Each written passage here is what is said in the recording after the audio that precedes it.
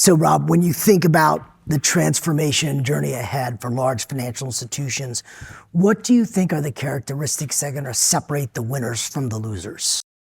That's a great question, Alex. I think that it is a cultural transformation. It's something that's led from the top, and it needs to be holistic. So I think that looking at this as incremental projects by project that have a return certainly is great. But if it's not holistically viewed as a program, I think that you won't achieve transformational results.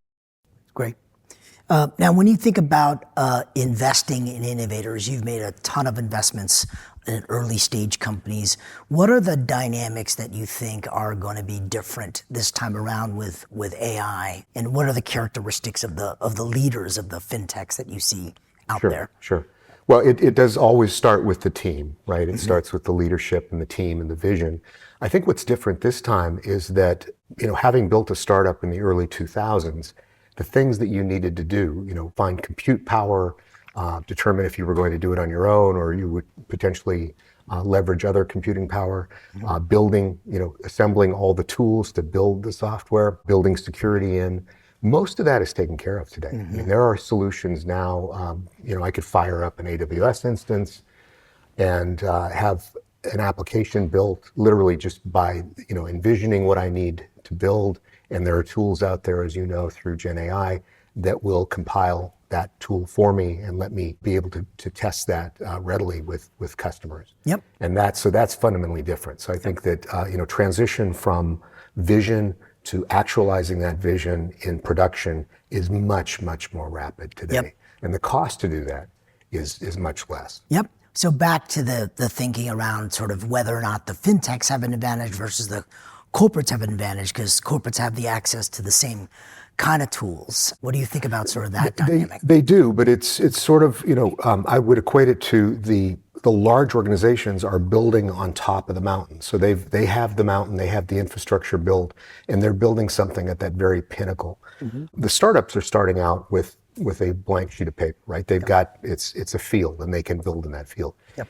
There are advantages to both. The advantages to building in the field is I'm not bound by any of the infrastructure. I'm not bound by the height of the mountain, the breadth of the mountain. I'm bound by really what I can achieve and envision based on that. So a lot of advantages in having a mountain, and you've got a mountain of customers, but you also have a mountain of technology debt. You've got a mountain of infrastructure.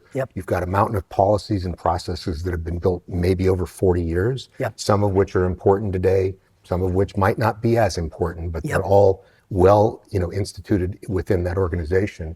And that tends to hold organizations back, right? If I can start with a blank field, and I certainly have a running start because I've got all the tools that I can do and leverage in building that becomes a tremendous advantage in my mind. Great. And so if you think about if you were anointed the head of an AI transformation effort at a large organization, how do you judge or how do you get organizationally ready for something like that? What are the first couple of moves you would make? Well, I think it starts with philosophical alignment at the top. So the board and the CEO have to be aligned that this is something that can change their organization fundamentally, but if they don't adapt to it, it can also change their organization in terms of becoming, rapidly smaller by not being successful, by not competing in the right way. So you have to have that alignment at the board and the CEO level.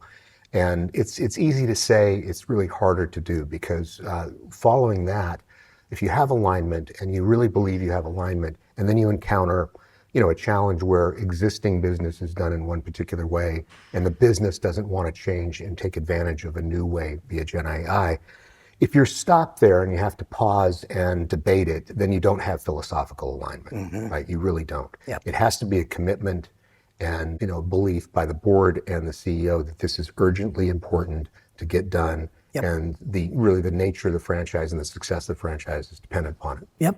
Now, you talked a little bit earlier about the need for that it's going to be very difficult for a BAU organization to change this rapidly internally. Like, how do you think about that and setting up kind of like labs or parallel organization? Yeah, I think that's very important. I think one thing you have to do is step back and not be bound by the existing organizational structure. If you're a large organization, you probably have a heavily matrixed organization, which is highly efficient, makes sense. You know, if you have 40,000 employees or 100,000 employees, you don't want everyone purchasing, you know, going through their own procurement processes or their own HR processes. Yep.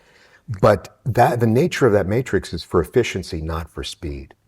And it's very, very difficult to make those decisions that are critical on a day-to-day, hour-to-hour basis if you're beholden to a matrix organization. So whether you do it within the organization, within the structure, or out, it has to be a different operating mandate. So if you said that, you know, if I were the czar of transformation, I wouldn't necessarily demand a separate organization that wasn't matrix, that was directly responsible. But what I would say is that as we direct activity throughout that, we can't have a debate about that, because if we stop to debate every one of those, then, you know, across the functional areas, I may have 12 debates on every decision that I make. Yep.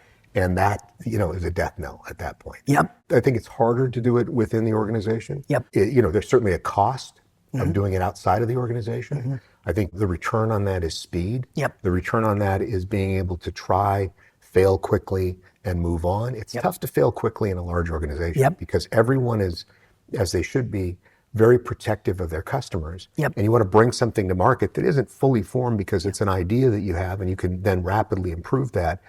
Most organizations that have, you know, large customer bases want that to be perfect before it goes out, which is the opposite of, you know, test and fail quickly and succeed quickly. Absolutely. So organizing around the speed becomes the priority. Exactly. That's right. So Rob, when you think ahead, in 5 years, financial services will? In 5 years, in my opinion, financial services will really blend products together. Products today are really an artificial construct. If I am a customer of a bank, I owe you money in terms of the loans that I've taken out. You owe me money in terms of interest on the accounts that I have. It's an exchange of value. Today, we break that down into 50 different products. I think there'll be a blending over time where you'll see less of discrete products and more of a holistic financial relationship. That's great.